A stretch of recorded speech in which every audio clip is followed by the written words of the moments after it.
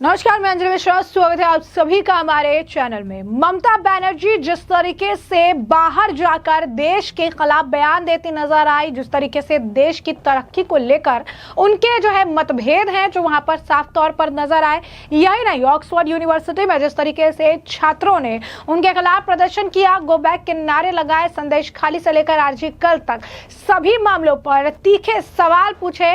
अब इन सभी चीजों को देखते हुए ममता बनर्जी के इस लंदन दौरे पर बहस छिड़ चुकी है और लीडर ऑफ ऑपोजिशन जो है शुभेंदु अधिकारी, उन्होंने अब विदेश यात्रा पश्चिम बंगाल के मुख्यमंत्री की रोकने की मांग जो है कर डाली है। जी हाँ, बिल्कुल सही सुना आपने।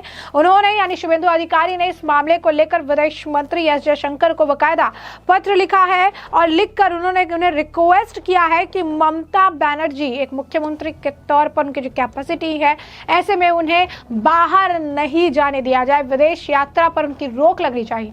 वहीं दूसरी तरफ आपको बता दें कि बीजेपी के नेता मिथुन चक्रवर्ती ने एक बार फिर से बड़ा बयान दिया है, जहां पर उन्होंने सभी हिंदुओं को एकजुट होकर होने वाले बंगाल के विधानसभा चुनाव में वोट करने की अपील की है और ये कहा है कि अगर वो ऐसा नहीं करते हैं तो यहां पर भी बांग्लादेश जैसी स्थिति हो जाएगी और हिंदू बंगालियों की जो सुरक्षा है उसे लेकर उनके दिमाग में संशय है। तो ऐसे में ये पूरा मामला क्या है, विस्तार से जानते हैं। सबसे पहले बात कर लेते हैं शुभेंदु अधिकारी की। तो पश्चिम बंगाल की सियासत में जुबानी जंग देखने के लिए मिल रही है। विपक्ष के नेता शुभेंदु अधिकारी ने विदेश मंत्री अजय शंकर को पत्र लिखकर मुख्यमंत्री ममता बनर्जी की आधिकारिक क्षमता में भविष्य की विदेश यात्राओं को रोकने का आग्रह किया है। उन्होंने ममता बनर्जी पर अंतर्राष्ट्रीय मंच पर भारत को कमतर आंकने और यूनाइटेड किंगडम की अपनी हालिया यात्रा के दौरान देश को शर्मसार करने का आरोप लगाया है। इसके अलावा उन्होंने क्या कुछ कहा है, विस्तार से जान लेते हैं। विपक्ष के नेता शुभेंदु अधिकारी ने यूके में एक कार्यक्रम में उनके भाषण का यानी ममता बनर्जी के भाषण का हवाला दिया, जहां उन्होंने कहा कि मुझे यूके से प्यार है क्योंकि हमारे बीच भावनात्मक संबंध है, ऐतिहासिक संबंध है। विरासत के दृष्टिकोण से हमारे और आपके भी 190 साल अपने भारत में शासन किया। आपने बंगाल पर शासन किया तो हम इसे भूल गए। हमेशा भारत आपको याद करता है, बंगाल भी आपको याद करता है। अधिकारी ने अब उनकी टिप्पणी की निंदा करते हुए कहा कि बंगाल स्वतंत्रता आंदोलन में सबसे आगे रहा, जिसने ब्रिटिश शासन का विरोध किया। उन्होंने कहा कि औपनिवेशिक अतीत की प्रशंसा करना हमारे स्वतंत्रता आंदोलन के क्रांतिकारियों द्वारा किए गए बलिदानों का सार्वजनिक त्याग है। पत्र में बनर्जी की ऑक्सफोर्ड यूनिवर्सिटी में केलांग कॉलेज में दिए गए उनके बयानों की भी आलोचना की गई, जहां उन्होंने भारत की आर्थिक वृद्धि को कमतर आंकते हुए देखा। जब एक वक्ता ने इस बात पर प्रकाश डाला कि भारत ने दुनिया की 5वीं सबसे बड़ी अर्थव्यवस्था के रूप में ब्रिटेन को पीछे छोड़ दिया है और 2060 तक सबसे बड़ी अर्थव्यवस्था बनने का अनुमान है, तो बनर्जी ने असहमति जताते हुए कहा कि मैं इससे सहमत नहीं हूं। अधिकारी ने उनके जवाब को बस देशद्रोह और हर बंगाली और भारतीयों के लिए शर्मिंदगी बताया। उन्होंने आरोप लगाया कि ममता बनर्जी ने विदेशी धरती पर जानबूझकर भारत की प्रतिष्ठा को धूमिल किया है और उन पर देश के आर्थिक उत्थान का विरोध करने का आरोप लगाया। भाजपा नेता ने विदेश मंत्रालय को उनकी टिप्पणियों की पूरी जांच करने और ये सुनिश्चित करने का आग्रह किया कि उन्हें भविष्य में आधिकारिक विदेशी यात्राओं की अनुमति ना दी जाए। उन्होंने मौजूदा दिशा निर्देशों का हवाला दिया, जिसके अनुसार विदेश मंत्रालय को ऐसी यात्राओं को मंजूरी देनी होती है और सुझाव दिया कि उनकी टिप्पणियों को अयोग्य ठहराए जाने का आधार माना जाना चाहिए। तो साफ तौर पर आप देख रहे हैं कि किस तरीके से ममता बनर्जी जो है इस वक्त अपने ब्रिटेन यात्रा को लेकर विवादों में घिर रही हैं, क्योंकि उन्हें केलांग कॉलेज में प्रदर्शनकारियों ने एक ग्रुप जो है विरोध का उससे सामना करना पड़ा है। उन्होंने ममता बनर्जी गो बैक के नारे लगाए। प्रदर्शनकारियों ने पश्चिम बंगाल में चुनावी हिंसा, आजकल मामले और संदेशखाली में महिलाओं की स्थिति को लेकर उनसे जो है काफी सारे सवाल किए और साथ ही साथ उन्होंने हाथों में पोस्टर भी पकड़ रखे थे। भाजपा नेता अमित मालविया ने भी ऐसे वीडियो को साझा किया था और उन्होंने भारत के आर्थिक भविष्य और बनर्जी की टिप्पणी की आलोचना करके उन्होंने कहा था कि ममता बनर्जी को भारत के दुनिया की सबसे बड़ी अर्थव्यवस्था बनने से काफी ज्यादा परेशानी है। यही नहीं, आपको बता दें कि इस मामले पर जो है लगातार बयान दिए जा रहे हैं। लगातार ममता बनर्जी के जिस तरीके से ममता बनर्जी को प्रदर्शन के उनके खिलाफ प्रदर्शन देखने के लिए मिला और जिस तरीके के रिएक्शंस देखने के लिए मिले, उससे भी काफी ज्यादा अगर आप कहेंगे कि एक फ्रिक्शन देखने के लिए मिल रहा है भारतीय राजनीति में, क्योंकि ममता बनर्जी भारत में ही राज राजनीति करती हैं और भारत की तरक्की को लेकर उनके दिमाग में कई तरह के सवाल हैं। साफ तौर पर सार्वजनिक एक बड़े इंटरनेशनल मंच पर कहती हैं कि जो है वो ऐसा नहीं सोचती है कि भारत त्रिस्तरीय अर्थव्यवस्था बन सकता। वहीं जिस तरीके की स्थिति देखने के लिए भी और जिस तरीके का बयान उन्होंने दिया, इस मामले को लेकर केंद्रीय मंत्री गिरिराज सिंह का भी रिएक्शन है। क्या कुछ कह रहे हैं, सुनिए। देखिए, सच्चाई को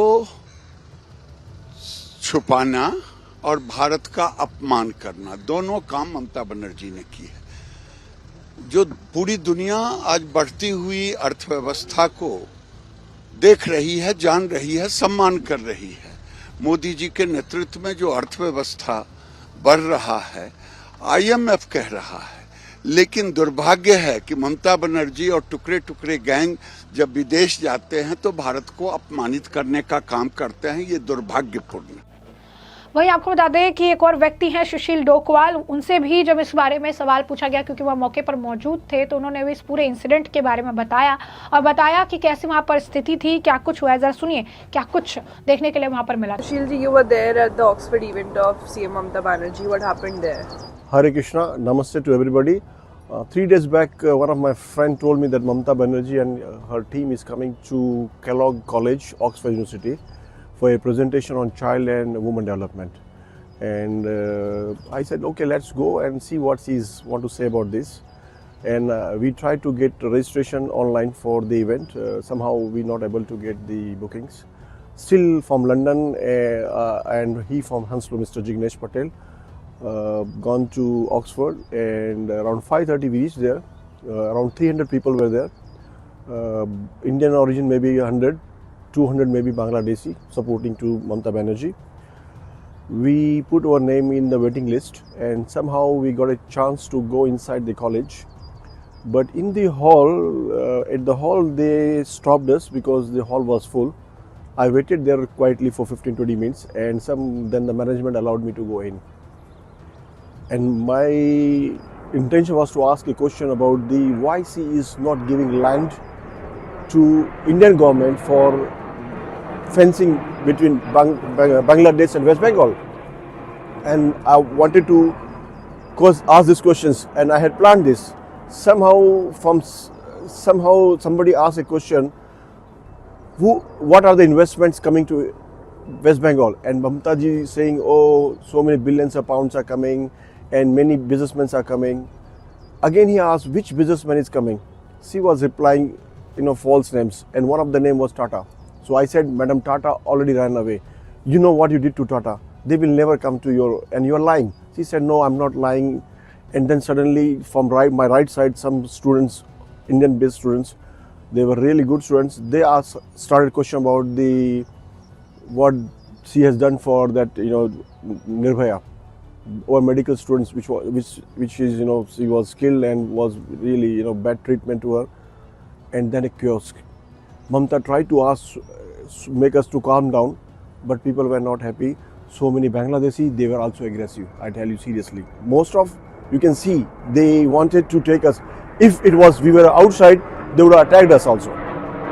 So this was situation, and there was a huge kiosk. She tried to pacify us. Oh, brothers, this, that. But students were aggressive. They were not let her down because they hurt. And in last 10 years, West Bengal is the only state, which is far behind.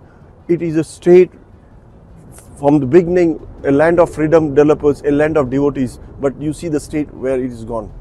And it was paining to us that and we saw there Saurav Ganguly also. I don't know why Mr. Ganguly came here. His wife is a Odissi dancer. Good luck to her, to promote her. But don't take name of West Bengal that you came to promote West Bengal here. People come here for personal reasons, but they say they are promoting the country. So this was the main reason we wanted to, and we somehow able to ask some good questions to her. And she was the first time we saw that she was cowering, she was really lost her control, and it was a big kiosk. Then management. Was she answering to the questions what all audience were asking? She was not interested to answer the right questions about the Nirbhaya. She said that it is sub judice and it is under Indian government, controlled by Indian government. So she put all the blame on the judiciary as well as Indian government. And regarding the Hindus suffering in Bangladesh, she was mum. She said, oh, I love Hindus, I love Muslims, I love everybody. So this was another question. And And she also showed the picture of the 1990 of her picture, I guess. yeah, she's shown that, oh, see how Hindus have beaten me, broken my legs and this, that. Students were very polite and intelligent. They said, madam, we not broken your legs. You done it yourself, but you are breaking legs of Hindus in your state as well as you are helping them. They suffer in Bangladesh. And then the management called the police. After some time, police came.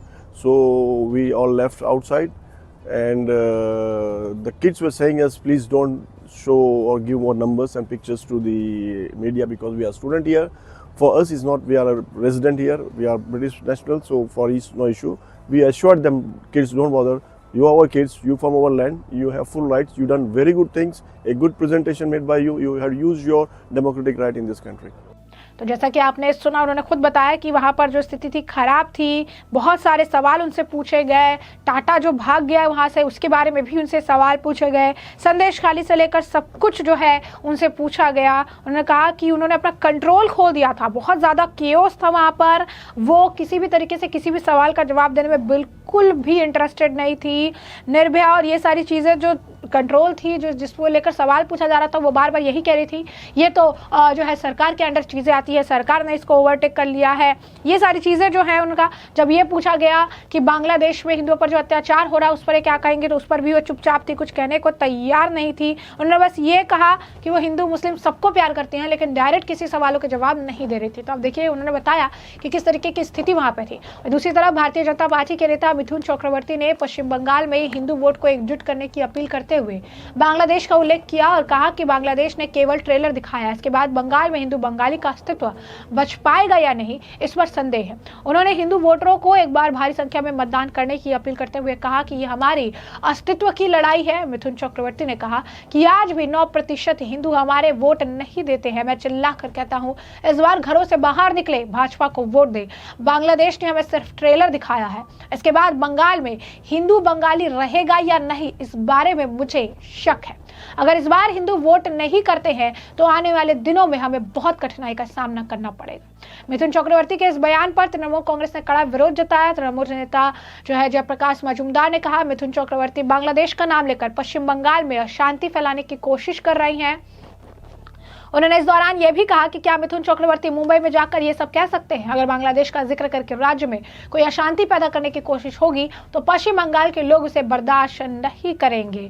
यही नहीं, इस मामले को लेकर BJP के नेता है यासिर जिलानी, उनका भी बयान है, क्या कुछ कहना है उनका सुनिए। देखिए, अगर मिथुन चक्रवर्ती बड़े लंबे समय से वहाँ पे संघर्ष कर रहे हैं और जो उनके फॉलोअर्स हैं उसके लिए वो चिंता व्यक्त कर रहे हैं, तो मुझे लगता है कि ये एक बड़े कैनवास पे चर्चा करने का बंगाल में विषय है और वहाँ के लोगों को इस बात को समझना चाहिए। उन्होंने कहा कि इस तरीके के बयान अगर वो दे रही हैं तो इसे लेकर चर्चा होनी चाहिए, इसे लेकर जिक्र इसका होना चाहिए। वहीं मिथुन चक्रवर्ती के बयान को लेकर विश्व हिंदू परिषद के भी हैं विनोद बंसल, उनका भी बयान सामने है, क्या कुछ कहना है उनका सुनिए। देखिए, बात यह है कि कल परसों ही पश्चिम बंगाल के मालदा के अंदर जिस तरह से इस्लामिक जिहादी फोर्सेस ने निर्दोष हिंदुओं के ऊपर हमले किए, सिर्फ इसलिए ये बोलते हुए किए कि ये जय श्री राम बोलेंगे तो हम मारेंगे इनको। ये मालदा के अंदर बाकायदा दिन दहाड़े सैकड़ों हिंदुओं के घरों को, प्रतिष्ठानों को लूटा गया, जलाया गया, उन पर आक्रमण किए गए, कई माता बहनों की इज्जत के साथ खिलवाड़ हुआ, बच्चों को मारा पीटा गया। ये सब चीज़ें जो है ना, एक बंगाल की पावन धरा को कलंकित करने के लिए और उन पर जो है प्रहार करने के लिए लगातार कोशिश उन इस्लामिक जिहादी और घुसपैठियों के द्वारा हो रही है। सरकार को जागना चाहिए और मैं कहता हूँ मुख्यमंत्री को बजाय जिहादियों के ऊपर ममता बरसाने के कभी तो कम से कम हिंदुओं के ऊपर तरफ भी देखना चाहिए। अभी देखिए कि कल से यानी वर्ष प्रतिपदा से हमारा श्री राम महोत्सव का कार्यक्रम पूरे देश भर में शुरू होने वाला है। उस कार्यक्रम के अंतर्गत हम सैकड़ों स्थानों पर कई तरह के कार्यक्रम रखेंगे, जो कि वर्ष प्रतिपदा से यानी नवरात्रि के पहले दिन से लेकर के, और हम जो हनुमान जन्मोत्सव है 14 तारीख को, उस वहाँ तक हम लेके जाएंगे उसको। बीच में रामनवमी भी है। बीच में रामनवमी भी है। तो ऐसे सब कार्यक्रमों के माध्यम से हम समाज जागरण का काम करेंगे। और इस बार एक विशेष इसमें यह भी है कि जो लोग महाकुंभ में गए थे, उन महाकुंभ में जाने वाले ऐसे तीर्थयात्रियों का भी सम्मान करने का कार्यक्रम इस सारी योजना का हिस्सा है। तो बंगाल के अंदर भी ऐसे सैकड़ों कार्यक्रम होने वाले हैं और बड़ी बड़ी कार्यक्रमों की बड़ी बड़ी रैलियों की तैयारियां वहाँ हो चुकी हैं। उसी से बौखला करके मुझे लगता है कि जिस तरह से मालदा के अंदर जो हिंसा और आतंक मचाने की कोशिश की है बेहद चिंतनीय है और बंगाल की सरकार को, वहाँ के जो संभ्रांत लोगों को और हिंदू समाज को सचेत रहना पड़ेगा और ऐसे जिहादी फोर्सेस के विरुद्ध कठोरतम कार्रवाई सुनिश्चित करनी चाहिए।